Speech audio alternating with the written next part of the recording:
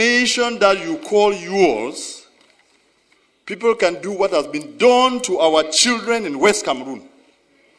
I call it West Cameroon because you will never take it out of our mouths again, because that is a territory in which we believe in freedom.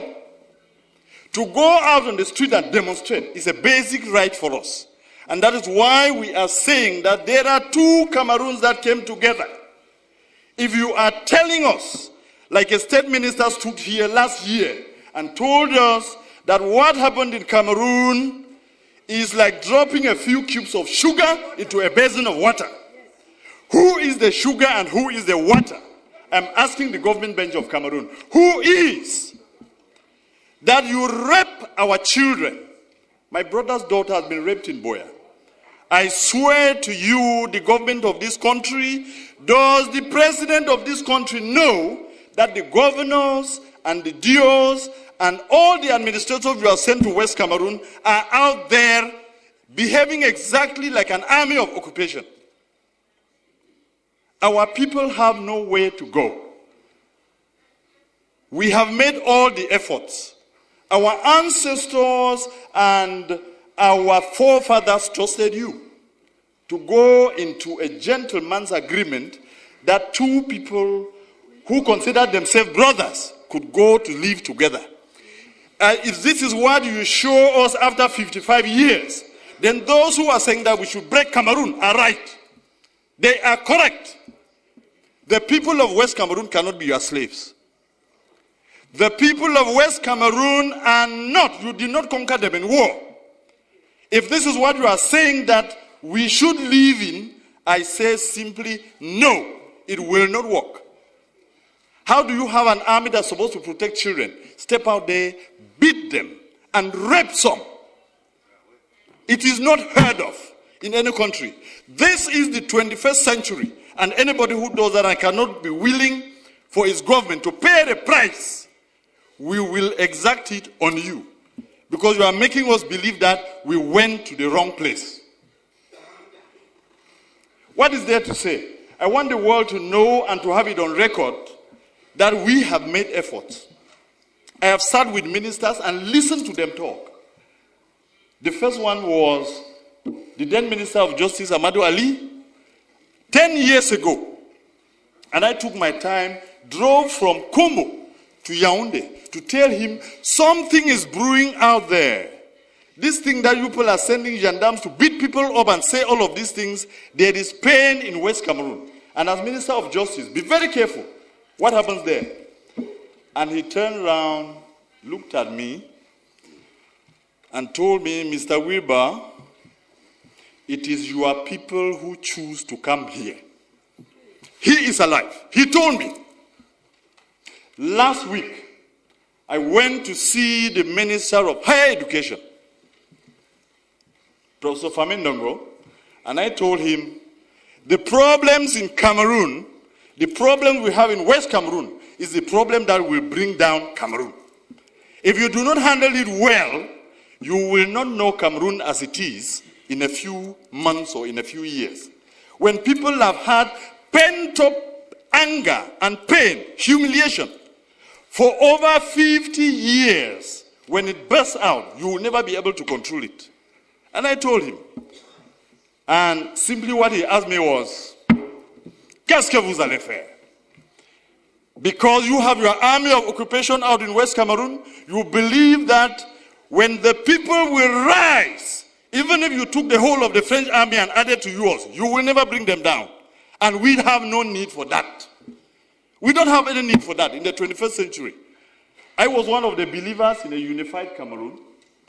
And I want to tell this house that what has happened to those children in Boya University and in Bamenda has convinced me that the people who say Cameroon should go in two parts are correct.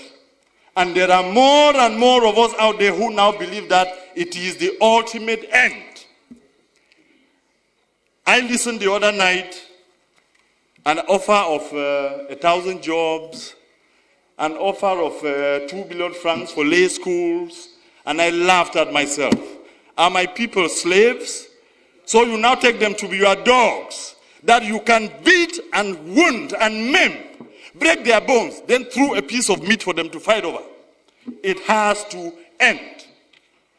If we, the people of West Cameroon, have to continue doing what we are doing, it is because we believe that the more is always the merrier.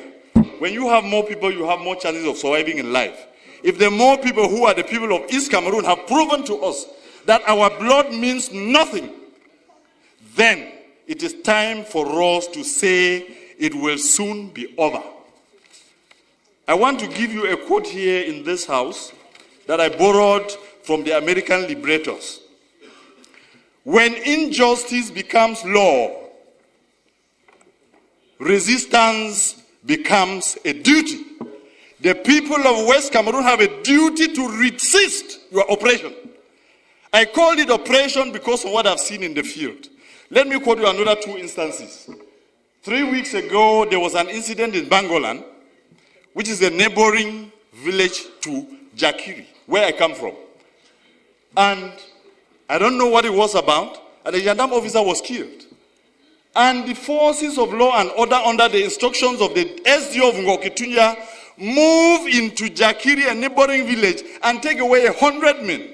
Just beat them up, break their bones, and then just leave them there. And I went to that place where he took these people, and I told him, Mr. SDO, you are going to release my people.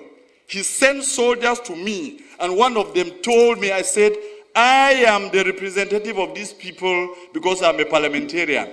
And the young man turned around and asked me, Et puis quoi? On n'est pas ici à Yaoundé.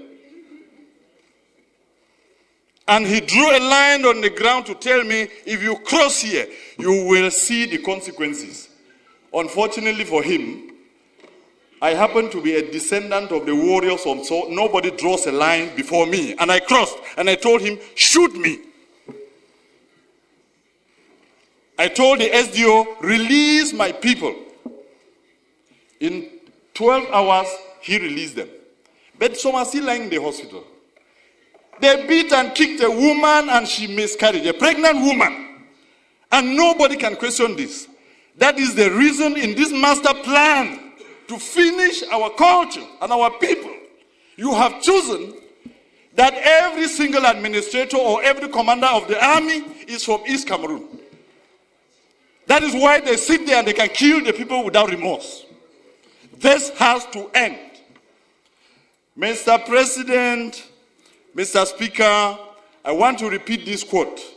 When injustice becomes law, resistance becomes a duty. We, the people of West Cameroon, will resist you, and if you want to take that territory by force, you will kill to the last man before you take it. And you can start from me today. You can start from me. It has to end.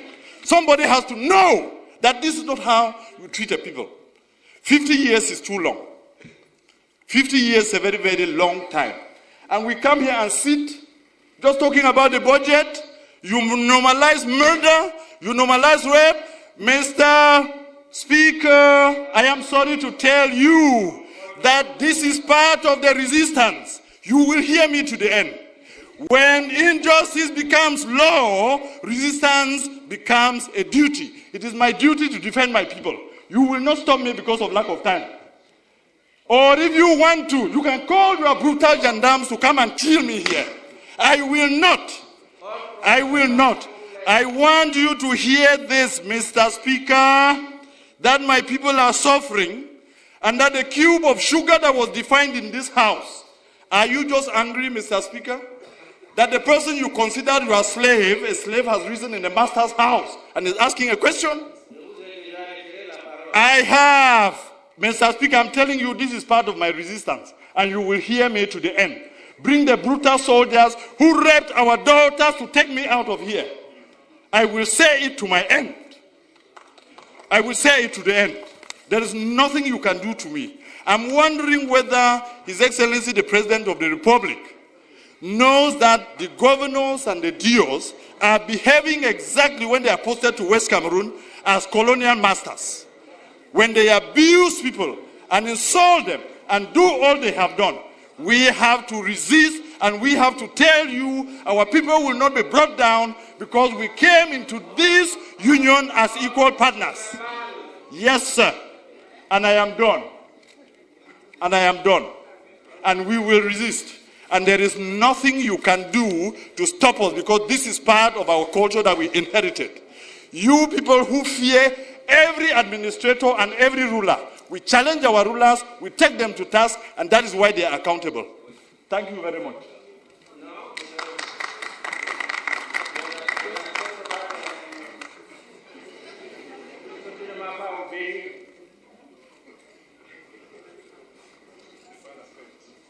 Mettre sur pied un programme d'urgence de réhabilitation et de mise à niveau de toutes ces formations sanitaires victimes d'accidents. Et en évoquant cela, Monsieur le ministre, je ne peux m'empêcher de soulever le cas de l'hôpital de district d'Ebebda, qui n'emporte que la désignation et pour lequel je vous avais saisi il y a 2 ans. À ce jour, le plateau technique de cette formation reste on ne peut plus sommaire. Or, cette localité est très souvent le théâtre d'accidents mortels, volant alors qu'elle marchait paisiblement et prudemment le long de la route. Monsieur le ministre, c'est un cri de détresse que je lance. J'espère qu'il sera entendu. Me tournant à présent vers le ministre en charge du développement urbain, je voudrais relayer les cris de détresse des habitants de certains quartiers de la capitale de notre pays. Mimboman 3, Etam, Bafia, Nkolombon, ils sont nombreux, Monsieur le ministre. Ces quartiers de la zone urbaine de Yaoundé confrontés à l'inaccessibilité en raison de l'état de dégradation avancée des voies. Nous pensons, Monsieur le ministre, qu'il est urgent de prendre en compte dans le programme d'urgence en cours certains de ces axes routiers pour permettre à notre cité capitale d'être un milieu de vie agréable pour tous ses habitants. Je voudrais également signaler à votre attention, au cas où vos collaborateurs ne l'auraient pas fait encore, le danger permanent que constitue la voie d'accès, du reste très fréquentée, reliant le rond-point école publique Bastos à la rue dite Dragage. Depuis plusieurs mois, les usagers assistent impuissants à l'érosion progressive de l'étroite ruelle au point de franchissement de la rivière Mfunzi. Il serait indiqué d'y opérer une intervention urgente avant la survenance d'une catastrophe, c'est-à-dire l'effondrement total de ce qui tient encore lieu de chaussée. Voilà quelles étaient mes préoccupations, Monsieur le très honorable Président de l'Assemblée nationale, et j'exprime d'avance mes remerciements aux membres du gouvernement pour la prise en compte de ces plaidoyers, afin que le ciel de l'émergence vers laquelle nous conduit le chef de l'État, son Excellence Paul Biya, se dévoile pour l'immense majorité de nos compatriotes. Je vous remercie.